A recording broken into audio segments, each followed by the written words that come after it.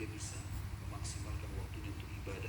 Keberkahan umur yang disebutkan dalam hadis Nabi alaihi salatu wassalam, siapa yang ingin dipanjangkan umurnya, diberkahi atau diperluas rezekinya, maka hendaklah dia menyambung hubungan silaturahim. Kata Ibnu Taimiyah rahimahullah, yang dimaksud dengan dipanjangkan umur bukan angkanya, bukan dari 70 ke 80, tapi keberkahan yang Allah berikan. Makna keberkahan di sini, kalau ada si A sama si B, si A ini suka silaturahim, menyambung hubungan kekerabatan dengan kerabatnya, dan si B tidak suka silaturahim, dan dua-dua berumur 70 tahun, kita akan temukan si A akan penuh keberkahan. Artinya di 70 tahun itu banyak sekali ibadah-ibadah yang Allah berikan dia taufik untuk mengerjakannya, berlimpah ganda dibandingkan dengan si B yang tidak silaturahim. Itu maknanya. Jadi kalau Allah masih berikan kita peluang, kesempatan, masih tergerak hati, kaki kita masih bisa melangkah, mata kita masih bisa terbuka, telinga mau mendengar apa-apa yang baik, maka itu sebuah karunia dari Allah subhanahu wa ta'ala yang pantas untuk disyukuri ikhwas sekalian. Termasuk antum bisa hadir di rumah Allah subhanahu wa ta'ala di kali ini. Allah gerakkan hati ingin hadir dalam majelis ilmu, maka saya mengajak diri saya dan teman-teman sekalian untuk ikhlaskan niat, karena memang ikhlas yang menjadi menyebabkan amal kita ini diterima di sisi Allah subhanahu wa ta'ala, sebagaimana sabda Nabi sallallahu alaihi wasallam, innallaha la yaqbalu amalan illa ma kana khalisan liwajhi. Allah tidak akan pernah terima amalan kecuali yang ikhlas karenanya. Baik, saya tidak mengingat atau sekarang tidak teringat kira-kira urutan keberapa dosa besar yang kita bahas, tapi yang jelas dosa besar pada malam ini, semoga Allah selamatkan kita, yaitu bab al-khal'u, atau gelisah dan selalu berkeluh kesah, serta ditambahkan oleh penulis di sini dan penakut. Saya perlu ingatkan, ini buku dosa besar yang ketiga yang kita gunakan ya. Dosa besar yang pertama itu adalah bukunya Imam Az-Zahabi rahimahullah, Al-Kabair.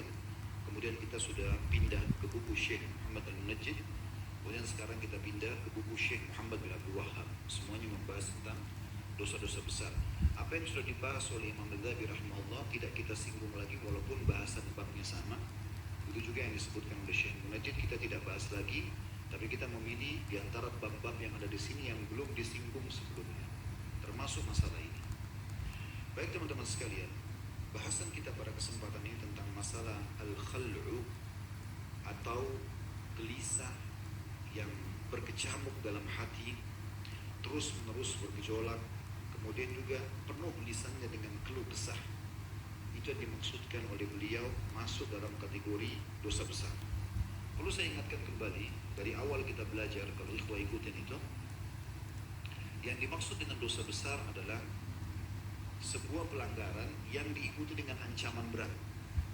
Apakah itu laknat, siksa kubur, siksa neraka, ya, murka Allah, maka itu dikategorikan dosa besar. Atau ada ancaman-ancaman sifatnya dari Nabi alaihi salatu wassalam.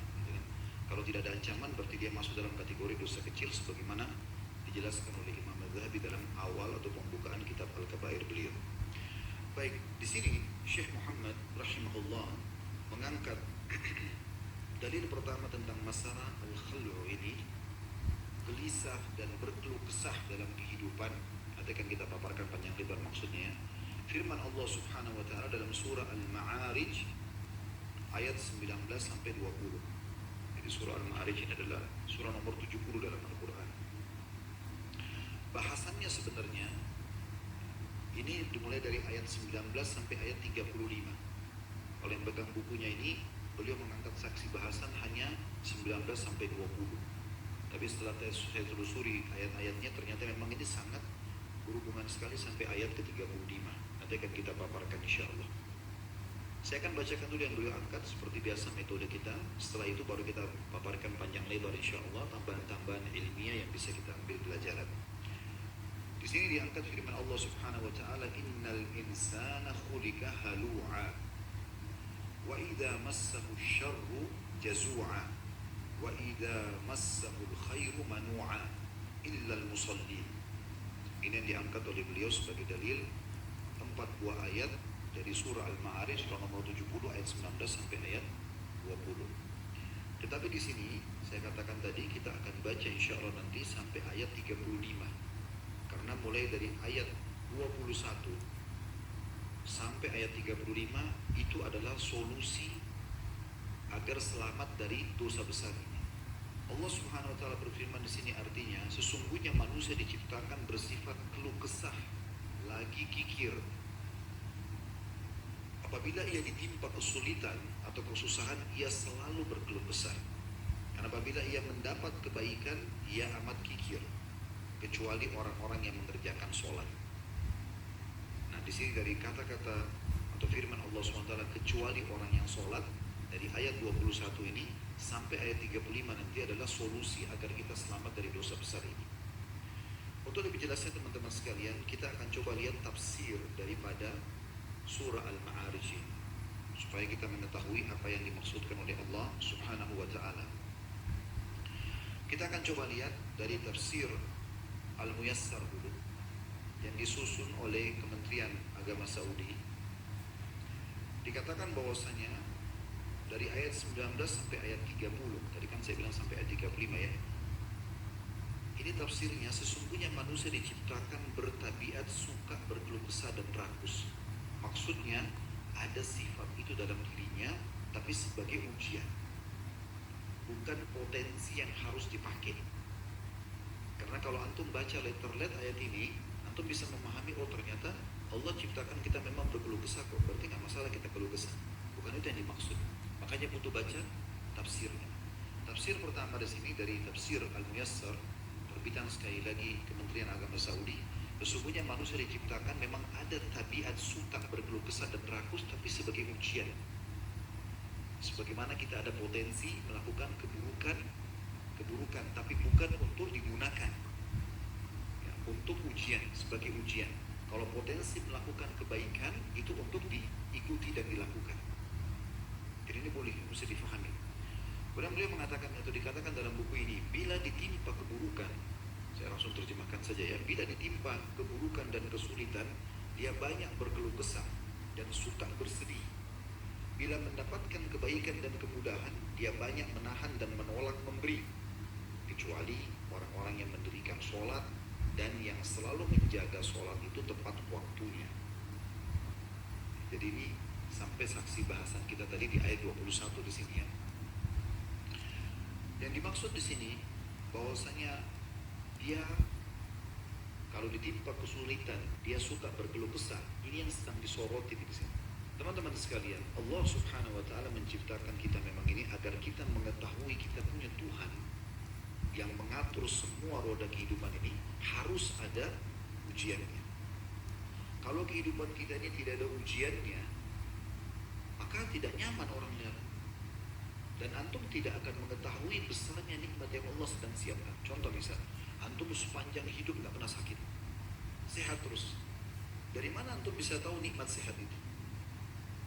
Mungkin orang akan anggap remeh. Terbukti sekarang kita setiap hari selalu tarik nafas, hembuskan nafas, nikmat besar. Mata kita bisa tangkap cahaya yang melihat, telinga kita bisa membedakan mana intonasi suara yang keras dan lembut. Dalam seketika, tangan kita bisa membedakan, menyentuh sebuah benda, anggap ini adalah keras, kasar kainnya misalnya, atau lembut, atau ini panas, atau ini dingin. Hidung kita bisa bedain bau busuk, bau wangi seketika. Lidah kita bisa bedain mana manis, mana asam. Ini seketika, semuanya. Kita bisa merasakan tiba-tiba kalau tubuh kita butuh nutrisi, lapar. Rasa ini sebuah nikmat. Kita juga bisa merasakan pada saat sudah makan dan minum sudah cukup, ada rasa kenyang. Tubuh kita butuh istirahat, kita punya rasa ngantuk. Setelah kita istirahat, ada rasa sudah tidak ngantuk, perasaan sudah nggak bisa tidur lagi. Semua ini contoh saja nikmat-nikmat yang melimpah, yang sangat banyak, yang banyak manusia tidak tahu menilai itu.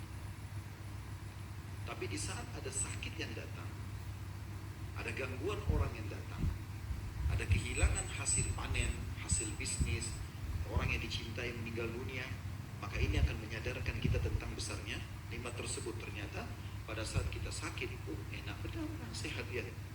Kita jadi tahu nilainya itu hikmah. Itu hikmah.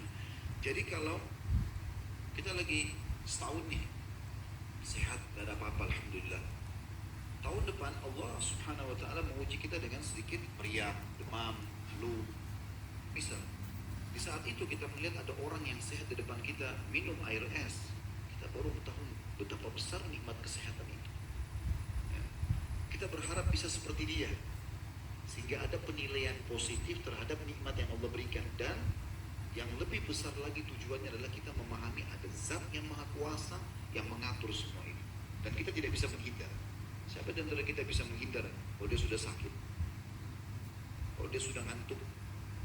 Kalau dia sudah diganggu oleh orang, difitnah, digibah, dia nggak bisa mengkanter itu. Terjadi. Tinggal dia menggunakan perangkat-perangkat syar'i untuk melaluinya. Dia bersabar, dia bisa menerima, tidak berkeluh kesah. Ini poinnya. Itu juga pada saat kita mencintai seseorang, orang tua kita, pasangan hidup, anak-anak. Kalau terus saja sepanjang ini kita hidup terus bersama-sama, tidak ada masalah, maka biasa saja.